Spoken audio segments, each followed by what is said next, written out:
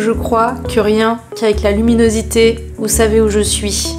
De retour à l'appartement au Portugal. J'en ai marre d'être ici. Même ma peau, elle en a marre. J'ai plein de boutons. J'en peux plus de ce pays. Au secours. Ça va bien se passer. Nous sommes le lundi 17 juin et je prends ma caméra aujourd'hui et je vais la prendre toute la semaine pour vous faire un petit weekly vlog. Parce que en fait, filmer me fait beaucoup de bien. C'est un petit peu thérapeutique, vous voyez. Du coup, bah voilà, je suis contente de partager un peu ma vie avec vous. Je pense que ça se voit à ma tête, mais on a super mal dormi. Vous voyez ces moments où genre vous vous réveillez plus fatigué que quand vous vous êtes couché la veille. Et bah là c'est ça. Et pourquoi? Parce que les Portugais sont bruyants.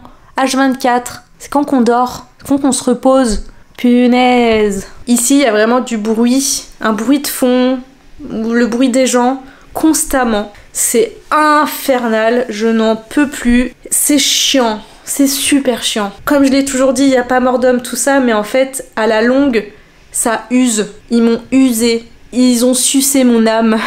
Et du coup, vraiment, plusieurs fois, j'étais pas loin du burn-out autistique. Je pense que j'ai le burn-out du pays.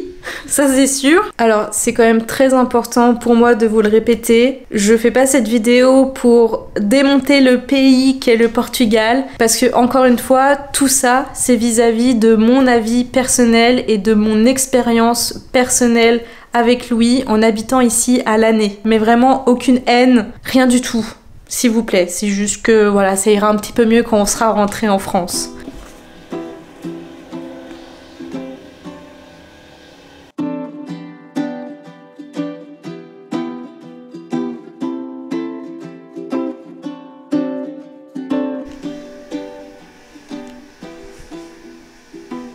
Cet après-midi, nous avons droit à ce doux bruit de fond de jardinier.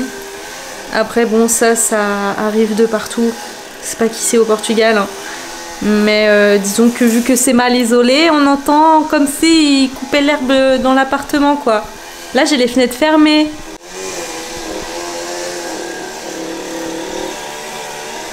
Ce lundi après-midi, j'avais 2-3 trucs de prévu. Je voulais trier complètement le meuble de mon bureau parce que j'ai quand même pas mal de trucs que j'ai achetés ici pour faire de la peinture, des dessins, et je suis pas sûre de vouloir tout ramener en France. Ensuite, j'ai quelques mails à envoyer à des marques pour des collaborations. Et ensuite, je voulais commencer à regarder un petit peu les locations d'appartements en Bretagne pour quand on rentre en France avec Louis, parce que je vous avoue que me projeter en Bretagne, c'est vraiment la chose qui me fait tenir moralement actuellement. Petit après-midi tranquille à l'appart, quoi. Et vous voyez, je souris, donc ça va quand même.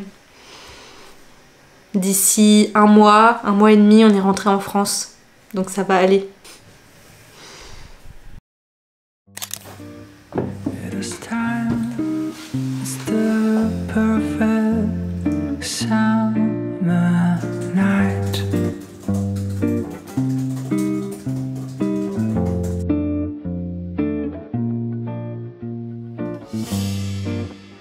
Those three words are spelled out in your eyes. J'ai envie de mourir, ça fait 1 heure que je filme au ralenti. J'ai le seum.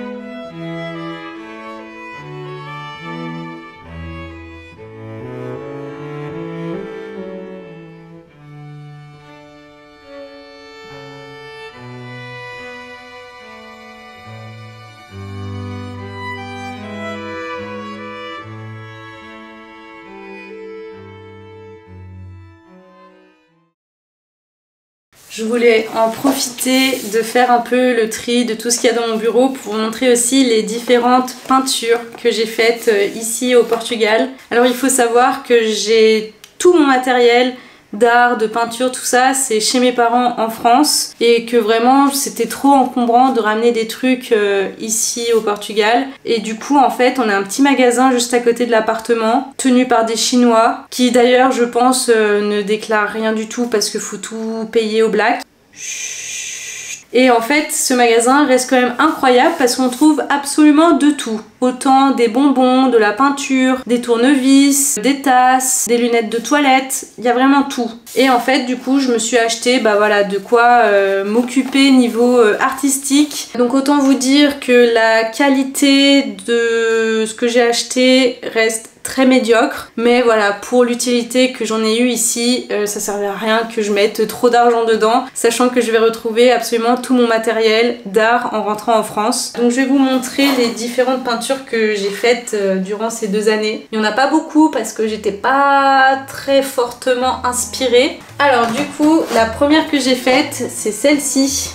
Donc une petite surfeuse avec un coucher de soleil. Donc c'est à base de peinture acrylique et en fait après j'ai fait les contours avec un stylo feutre noir. Ensuite une deuxième petite surfeuse avec une planche de surf et une plante avec un soleil. Je pense que c'est un petit peu un autoportrait que j'ai voulu faire. Faut savoir que je prends souvent mes inspirations sur internet, mais que après je vais changer les couleurs, je vais changer des détails, tout ça pour vraiment m'approprier la peinture et mettre ma personnalité dedans. Je l'aime plutôt bien aussi, donc pareil à base d'acrylique et le contour au feutre noir. Ensuite, j'ai celle-ci qui est un autre style complet mais que j'aime énormément aussi. Il est trop stylé, je l'aime trop.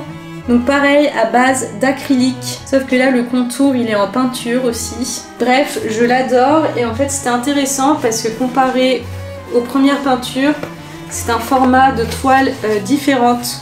N'hésitez pas d'ailleurs à me dire en commentaire quelle est votre peinture préférée. Et ensuite la dernière que j'ai finie il n'y a pas si longtemps, c'est celle-ci. Un autre style aussi. Et comparé aux autres, c'est le plus gros format de toile que j'ai faite. Et j'aime plutôt bien le rendu. Au début j'en étais pas trop fière et au final elle passe trop bien dans notre appartement. Ça donne des bonnes couches de couleurs et puis avec les petits smileys sur les plantes et tout, j'aime trop. C'est hyper good vibes donc je kiffe. Et ensuite comme autre création, j'ai fait ceci l'année dernière. C'est un peu de la broderie. Je crois que ça s'appelle du punch noodle, je sais plus exactement. Donc toutes ces peintures, c'est une certitude que je les remballe avec moi en France et que voilà, elles seront en future décoration de notre appartement en Bretagne.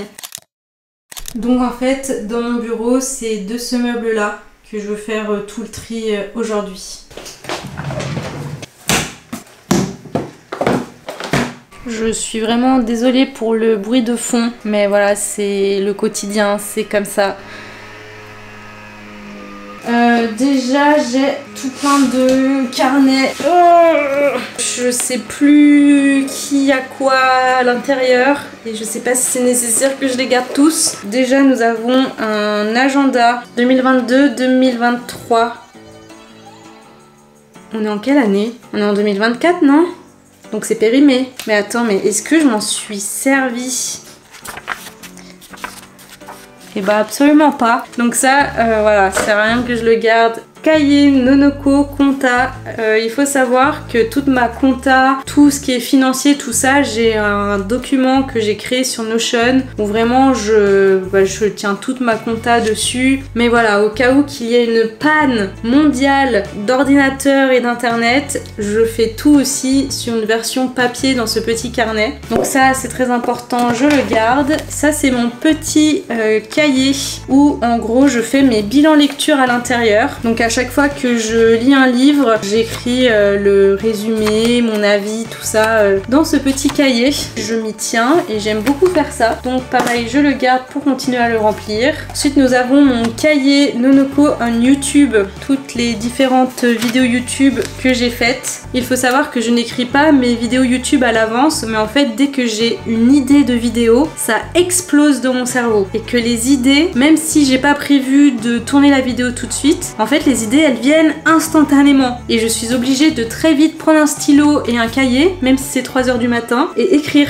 toutes mes idées. Sinon, après, je les oublie, elles s'en vont. Et il me semble que si on le retourne de l'autre côté, j'ai toute ma formation YouTube que j'ai faite avant de me lancer sur YouTube, tout ce qu'il fallait savoir, tout ce qu'il fallait faire pour créer son compte, tout ça. Et j'ai aussi toute ma formation Final Cut Pro que j'ai fait toute seule. Un carnet que Louis m'avait acheté il y a 3 ans. Dedans, il y a absolument plein de choses.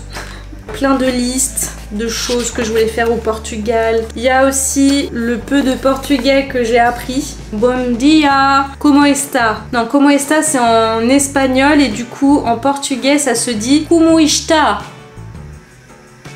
Obrigado. Tudo bem, tudo bem, tudo bem. Il y a du Naturoco. J'avais fait tout le plan un peu stratégique de Naturoco pour Instagram. Est-ce que ça a marché? Pas trop parce que j'ai pas plus que ça de clients. Ouais, j'avais vraiment créé toutes les différentes formules qu'on retrouve sur mon site internet. C'était vraiment genre beaucoup de travail.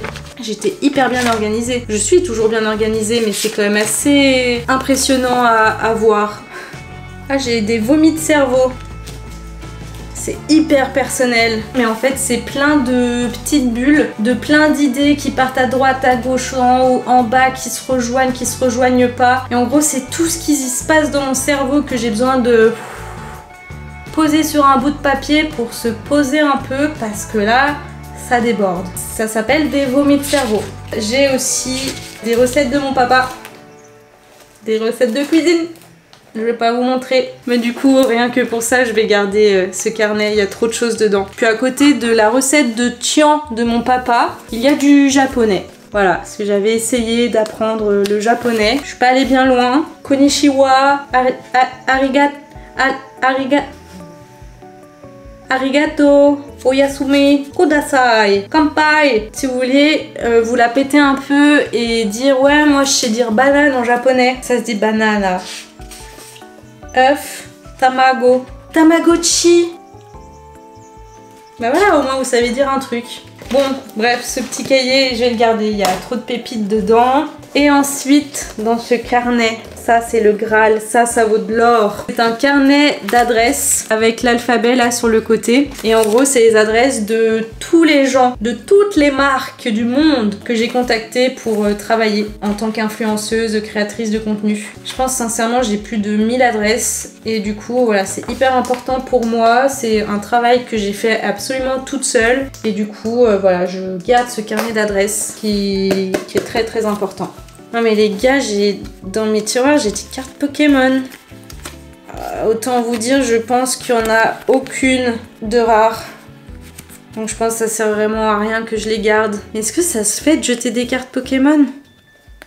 Alors là, j'ai plein de papier. J'avais fait un grand papier comme ça avec tout plein de noms d'écoles et de cursus parce qu'il y a 2 ans, je m'étais renseignée pour peut-être faire une formation pour devenir community manager afin de travailler avec des marques et voilà, m'occuper de leurs réseaux sociaux, tout ça. Je l'ai jamais fait parce que déjà, c'est des formations qui coûtaient très cher. Il y a beaucoup de trucs où c'était un petit peu bizarre comme formation et d'autres où le diplôme n'était pas forcément très reconnu. Enfin bref, ça coûtait très cher pour ce que c'était. C'est vraiment pas important.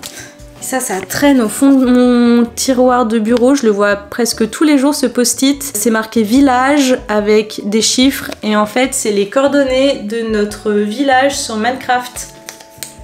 Là, j'ai des autocollants qui sont pas foufou. S'il y a quelqu'un qui le veut, dites-le moi en commentaire. Ensuite, dans cette petite boîte, j'ai absolument tous les mots que m'envoient les marques avec leurs colis. Et franchement, je trouve ça trop cool de tous les garder. Et ensuite, j'ai des coques Rhino Shield pour mon iPhone X. Parce que oui, j'ai l'iPhone X, donc l'iPhone 10. Autant vous dire qu'il est bientôt rayé de la carte des iPhones et que je vais bientôt plus pouvoir l'utiliser parce que je vais plus pouvoir faire les mises à jour. Donc j'ai un petit peu le seum. Il faut absolument que je m'achète un nouveau téléphone de meilleure qualité pour mon travail tout simplement, faire mon contenu. Mais là du coup j'ai des coques de téléphone dont je me sers pas et dont je me servirai plus. Je pense que je vais les vendre 10 € sur Vinted. Trop belle celle-ci. Et là j'ai aussi de quoi personnaliser ces coques Rhino Shield. J'ai aussi mes petites cartes de visite Naturoco. Elles sont trop mémèches. Là j'en ai un petit paquet et j'en ai des millions chez mes parents. Donc ça c'était le premier tiroir. On fait la suite. Alors le deuxième tiroir ce sera plutôt rapide parce qu'en fait c'est tout mon matériel pour filmer. Là il y a mon disque dur, mes chargeurs. Voilà, ça c'est des choses qui vont rentrer avec moi en France. Donc il n'y a rien à trier ici. Dans le troisième tiroir, là il y a tout mon matériel d'art. Justement j'avais commencer une peinture, vraiment le début du début. Et en fait je voulais faire dans, je sais pas si vous voyez, les différents carrés. Et dans chaque carré en fait je voulais faire un papillon. J'avais fait le premier ici. Mais en fait le matériel que j'ai est tellement nul que je peux pas être dans le détail parfait. Et du coup c'est hyper chiant à faire, c'est très frustrant. Donc je pense que malheureusement je vais pas continuer cette toile. Je pense que malheureusement ça va aller à la poubelle. Là j'ai différentes toiles que j'ai pas utilisées, c'était mon petit stock. Je pense que même si ces toiles sont un petit peu de mauvaise qualité, je vais quand même pas les jeter. Donc je vais les ramener avec moi en France, pas gâcher non plus. J'ai des vieux crayons de couleur vraiment pas ouf, sachant que j'ai mes crayons de couleur qui coûtent la peau du cul chez mes parents. Bon, je pense qu'on va pas les jeter non plus, mais peut-être qu'on peut les laisser pour les futurs locataires de l'appartement. Là j'ai des carnets à dessin, des petits singes, c'est mes petits monstres que j'avais fait. Ça c'est que au stylo bic watercolor block, donc c'est un bloc à aquarelle. Ah oui, sauf que je l'avais utilisé pour utiliser les feutres à alcool. Il est vraiment trop stylé, mais je l'ai pas encore fini. J'avais commencé à repasser le contour des fleurs au stylo noir, faut que je le finisse. Là j'ai mon aquarelle. Je crois que j'en ai une autre boîte chez moi, chez mes parents, mais je pense au pire j'en laisserai une pour ma maman. Et là j'ai toute ma grosse trousse de feutres à alcool que m'a acheté Louis l'année dernière. Donc ce sont des feutres de la marque Winsor & Newton, si ça parle à certains. Regardez-moi cette beauté, c'est vraiment une dinguerie, j'adore. Je garde quand même pas mal de choses, mais c'était important aussi de voir un peu visuellement ce que j'ai pour voir un peu les cartons qu'on va devoir acheter pour le déménagement. Et le dernier tiroir, il est pas très intéressant parce qu'en fait c'est tout plein de cartons que j'ai gardés pour mes ventes Vinted.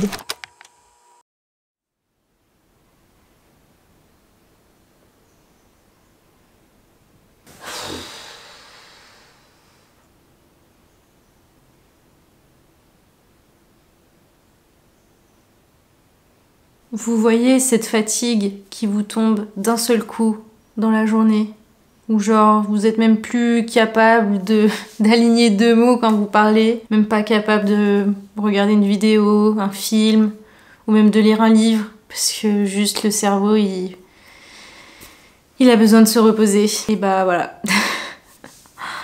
Oh, c'est ça aussi de pas pouvoir dormir les heures dont j'ai besoin.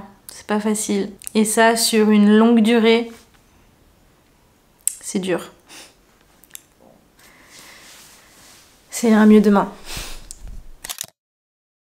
C'est la nono du montage. En fait, je me rends compte que juste avec toutes les vidéos que j'ai filmées pour le premier jour, en fait, ça fait déjà une vidéo YouTube. Et en fait, je me dis qu'au lieu de vous faire un weekly vlog qui va durer 40-45 minutes, ce qui est quand même très très long. Du coup, je préfère vous sortir plusieurs vidéos à la suite. Donc là, c'est la fin de ce premier jour. Et ensuite, je continue à vous filmer tout le reste de ma semaine et ça sortira en différentes vidéos, les unes après les autres. Trop cool! En tout cas, si cette première partie de vlog vous a plu, n'hésitez pas à mettre un petit like, à vous abonner à ma chaîne si c'est toujours pas fait. On se retrouve très très vite du coup pour la suite. Ciao